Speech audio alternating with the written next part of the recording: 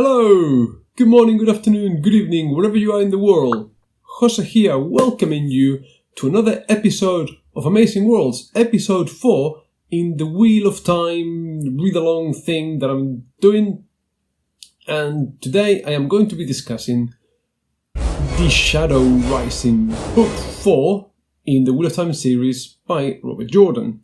Book 4, originally published in 1992, and apparently the longest book in the series, although I do not quite understand how that's possible, because book 6, which I've got somewhere over there, it's Lord of Chaos, it's thicker, it's got more pages. I've checked it out on the Wikipedia, that ever reliable source of information, and apparently this book's longer, even though it's got less pages. Someone explained that to me. This review is going to contain some spoilers, because I think if I have to discuss what I liked and what I didn't like, and what I thought about certain aspects of the book, I do need to comment on the content, so there may be some spoilers. But to be honest, at 970-something pages, I'm not going to be revealing that much. So, let's dive into it. Action immediately following from Dragon Reborn, Book 3, straight away. However, in here, Book 4, the party is split, and I remember from my Dungeons & Dragons days when I used to play in London, that the motto of our group was never split the party, and here everyone goes on do different things. So we've got Perrin, on the one hand, decides that he's seen some kind of vision, whatever, and he's going to go back to the Two Rivers to save the Two Rivers from the Trollocs attacking. Fine, cool, groovy. The girls, Nynaeve, Egwene, are going to this town called Tanchico, however you pronounce it. Anyway, they're following the Black Aja people that betray them and stole the magical artifacts, and they're going there. So that's okay, cool. And then Elaine follows Rand into the Isle Waste, which is actually a desert. It's nothing more than a desert, because Rand is a descendant, long lost line of Isle people, and he's going there to kind of be named the prophesied one, gather the tribes together to fight for him. Excellent stuff. However, slight issues here. The action kind of takes 200 pages to get going. There's a lot of talking. There's a lot of talking at the beginning. There's way too much talking. There's people talking. A lot of talking until eventually everyone goes their own way. Great song, by the way. And I think the way the book's structured is that there is no real main narrative. I think the three main storylines here get given kind of an equal weight. I found the Perrin adventure much more engaging than any of the other two. Possibly the second plot line that I enjoyed the most was Nynaeve and Elaine's trying to find and retrieve the magical artifacts from the Black Aja, and then the Ronald whoever coined this expression that I found somewhere on the internet in some video somewhere. Bland Althor, the main hero, the main protagonist of this series. This is just a lot of talking. He goes to the desert, a lot of talking, talks to people, a lot of happening there. And Matt, which is the third Tavern, the third destined one, the third main character here, he does nothing. In this book, he does nothing. I didn't care for him in book 1.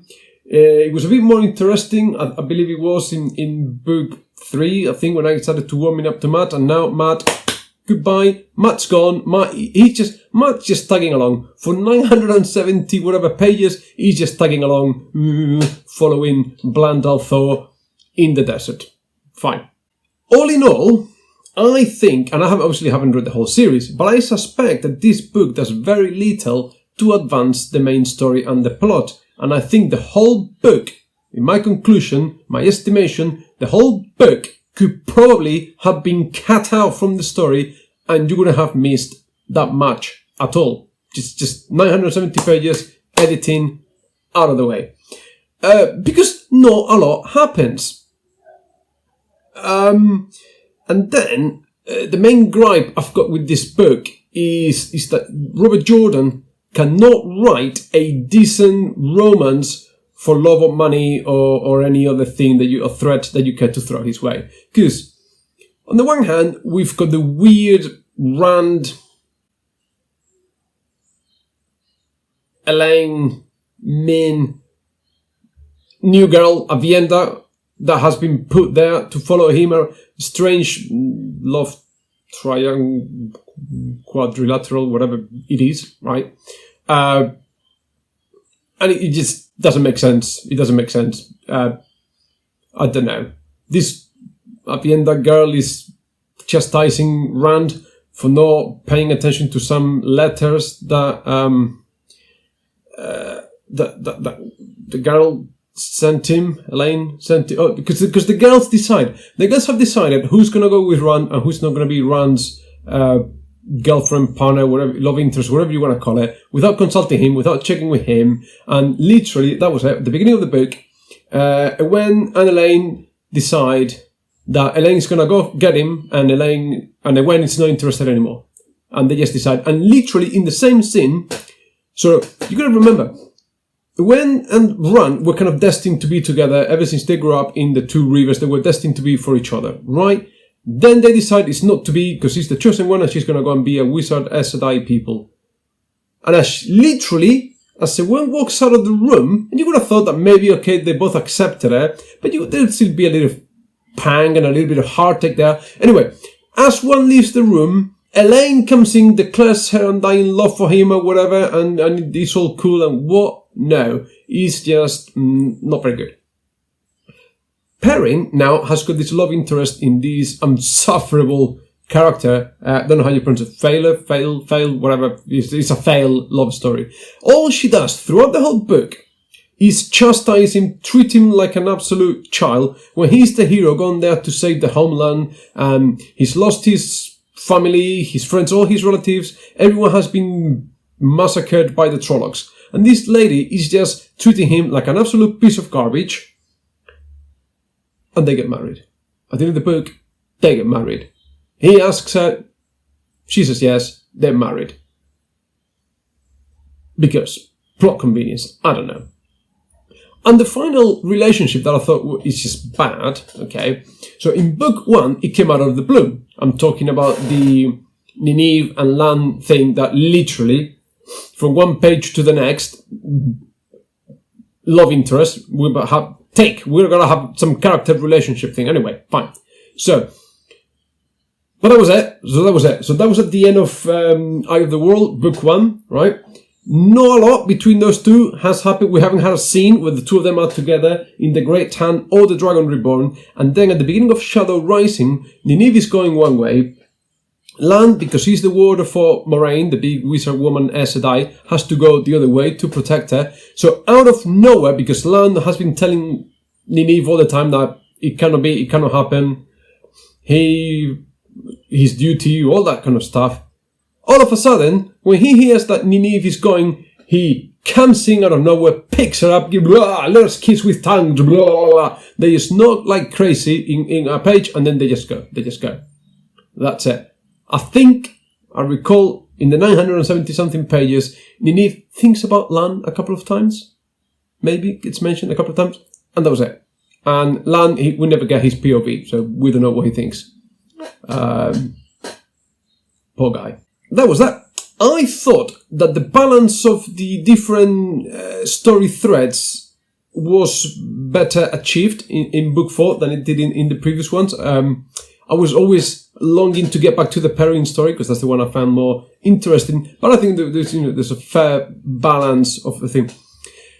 There is a fourth secondary plot line that towards the end of the book appears.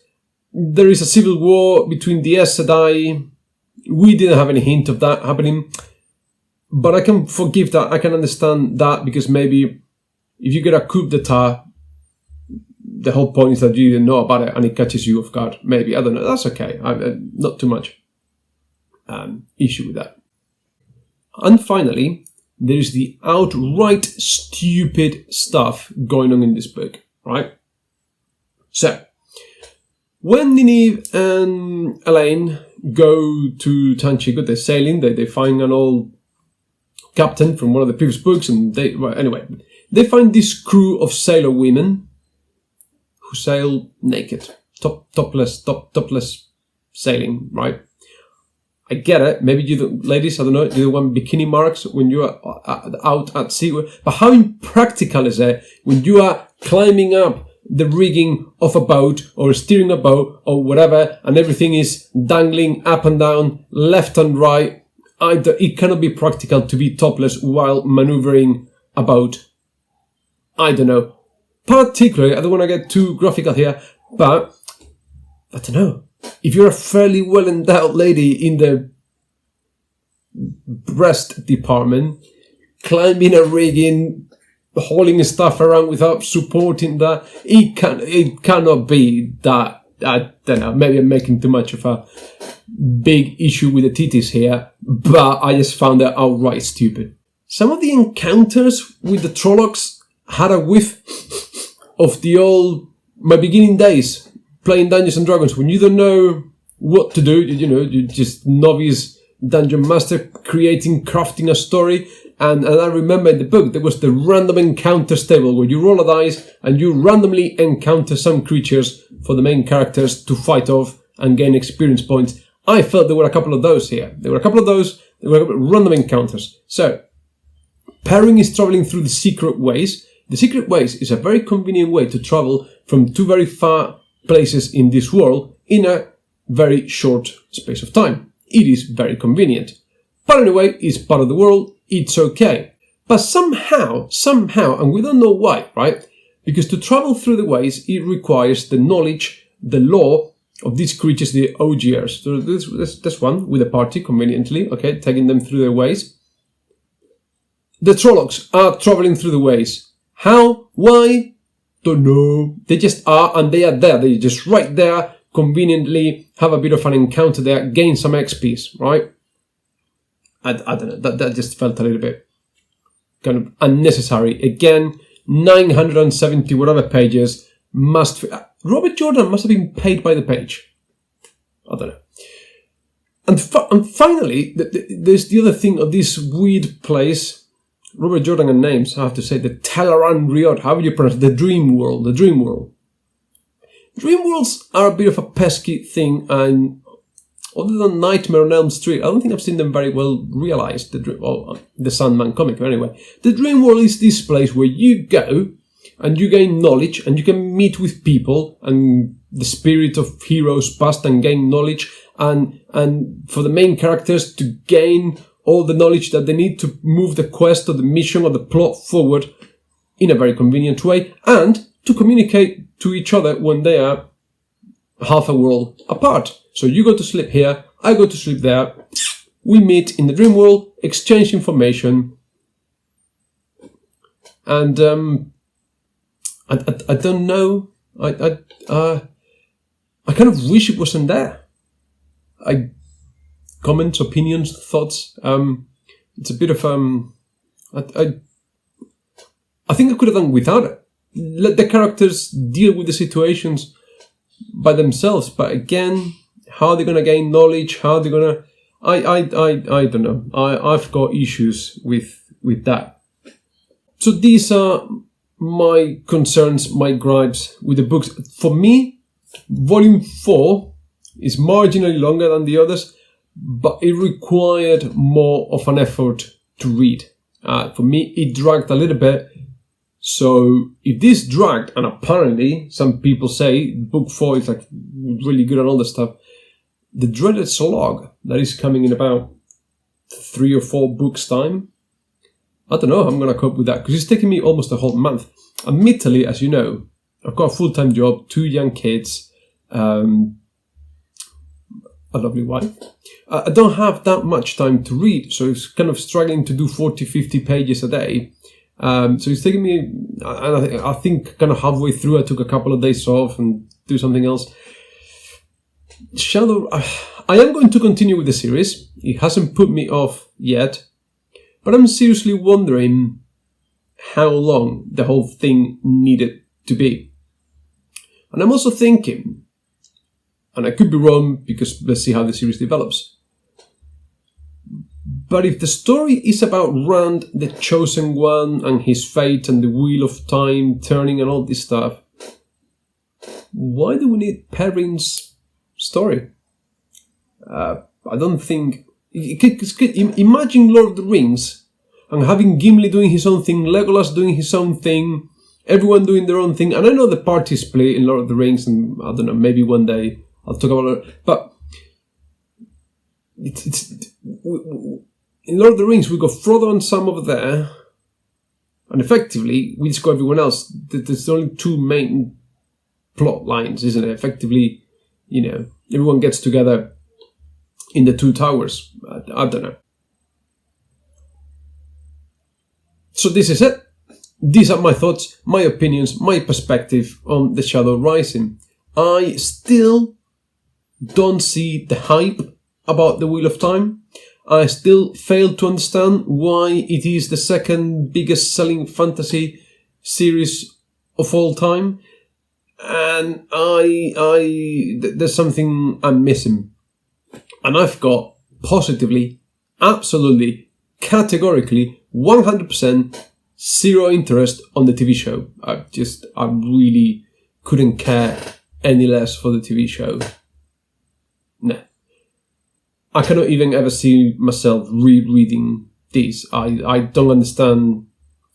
Someone explained to me. I don't understand what's so great about this. But I do appreciate I'm marginally over a quarter of the way. So perhaps things will take a turn for the better, but somehow I doubt it. Anyway, this is what I have for today. Thank you ever so much as usual for watching. Please like, subscribe, comment. Let me know what you think. Am I wrong? Am I right? Do you agree? Do you disagree? Stay safe, stay happy, take loads and loads of care, and I'll see you next time. Bye.